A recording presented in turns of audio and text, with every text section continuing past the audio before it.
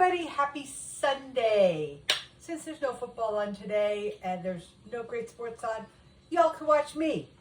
I hit the mother load of mushrooms this morning. So what are we going to do with them? Because my mushroom eaters don't arrive till tomorrow. I'm going to make a crumble, a mushroom crumble. Crumbles and like crisps don't always have to be sweet. They can be savory. So to do that, I'm already sauteing, caramelizing onions on the stove, and they've been going for about 45 minutes. They've still got a little ways to go, but you want to get all that flavor, so just bear with it. I'm going to now saute down my mushrooms. Mushrooms and onions will go in the bottom of the pan, bechamel sauce over that, and then a cheesy, basically a biscuit crust, crumbled on top, baked. So it'll be like a casserole kind of thing for tomorrow. So I wanted to show you how to manage oyster and lion's mane mushrooms because they're big. Peekaboo. This one I've already started to cut in half, and I'm just slicing and putting them into a pan with butter. Once they get going a little bit, I'll add some of my roasted garlic. And because it's going into a casserole type thing, you want to make your mushrooms big enough that you can know that you're eating a mushroom and not that there's some chopped thing. So I'm just making my pieces fairly big. These actually came from a local mushroom farm in Gardner, which is about 20 minutes away, 15 minutes away towards the mountain. And they are beautiful. This is an oyster, and these are lion's manes, just so you get an idea of the different sizes. But they're mushrooms, guys. They are not anything crazy. These just tend to be a little meatier, I'm gonna call them. A lot of times in vegan, vegetarian cooking, they use mushrooms as steak and other things, and this is certainly one of the mushrooms they use for that. Like I said, I am doing mine as a casserole type crumble bake, and it's going to go alongside probably some eggplant, because I got some beautiful eggplant this morning too, or I got the biggest butternut squash that I've seen ever. Like, I could use this as a self-defense weapon. I could just carry it in my car. Come at me. Just come at me. I'm going to squash you. And then I also got a beautiful bag of fresh spinach. Look at that. Beautiful fresh spinach to toss with garlic and oil. That's got a plan. The rest of the stuff, I'm winging it. Winging it. Got 2 eggplant. I know one of them at least will become eggplant parm, just because that's my favorite. I've got some leftover sauce from Friday night with the pizza in the fridge, so that'll be done there. And the other one, you know, I might just do 2 for eggplant parm. It is so windy here today. I closed my door and it didn't stay closed. Love it. But look at these guys. These are just so beautiful. And the back, you can see all the cells. Love that to get a better picture.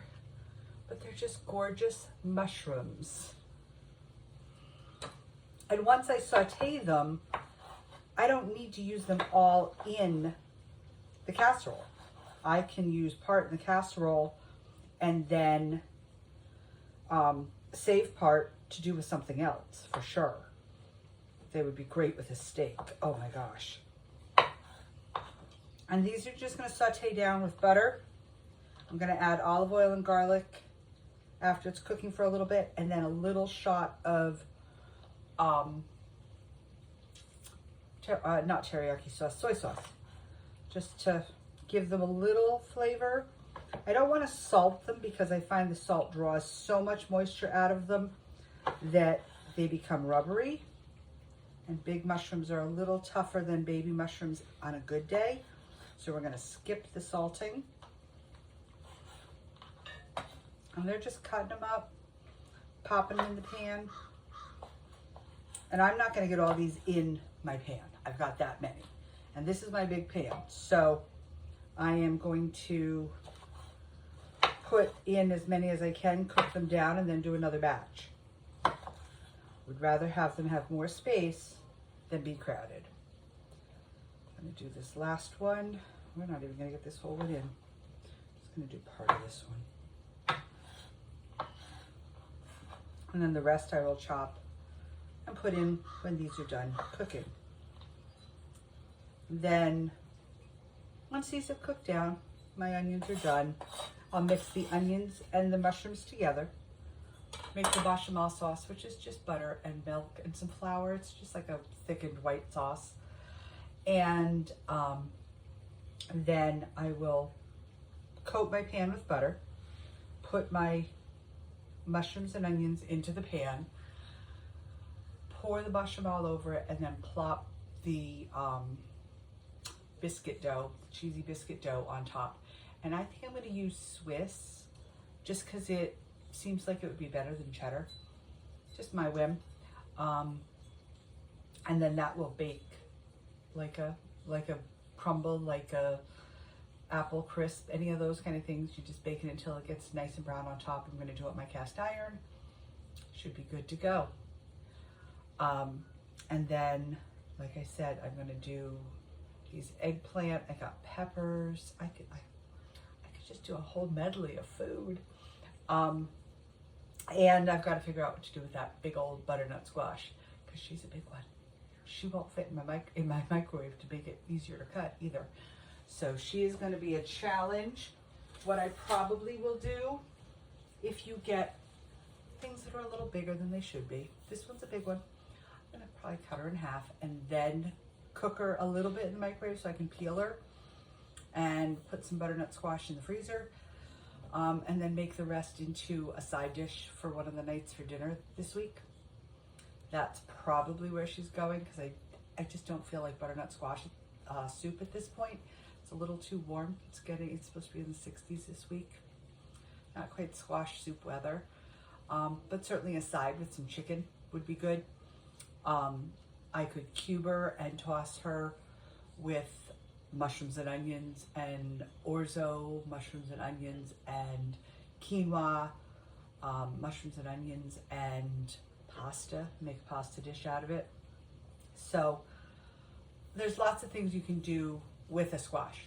You don't have to be intimidated by it, but certainly have some good Ziploc bags or freezer containers on hand so you can have it stored. You don't need to eat it all today, tomorrow, and Tuesday. You know, you can freeze it and use it at a different time, make a meal out of it and have that all prepped and freeze that. So it's just a take out and bake kind of thing.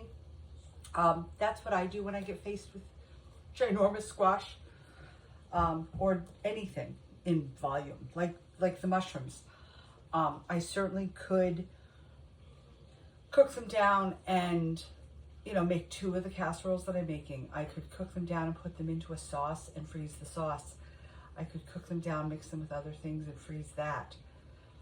I would rather use them as fresh as possible, so I don't really want to freeze them because that changes the texture a little bit. But I can cook them today and they'll hold for 4 or 5 days in the fridge. So I have that advantage on my side. And like I said, I'm going to do an eggplant parm. There's no reason I can't put some mushrooms in with my eggplant parm. Free country, free world. My cooking, not yours, right? So that is the scoop today, guys. I hope you guys are having a great Sunday. Like I said, it's super windy here and it's humid and muggy and windy and kind of fun. But that's what's cooking at my house. I hit the mother load of mushrooms today. So in case you wonder what to do with mushrooms, I got it. I got recipes. I hope you all have a great day. I will see you tomorrow night for Monday cooking. We'll see where we go. Have a great one. Bye. Mwah.